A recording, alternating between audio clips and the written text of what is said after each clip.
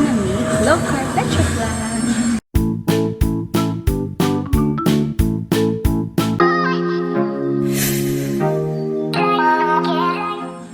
So we're just gonna need some eggs, all-purpose cream, and cocoa.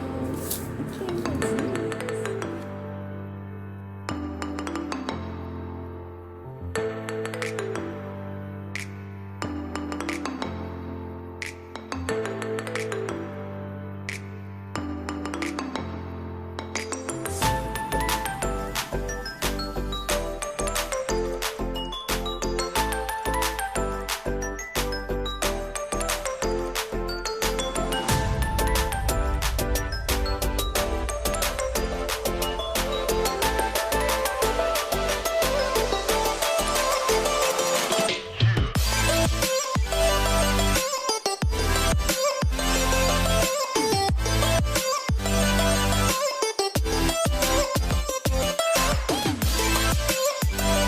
Ayan na, tapos na siya.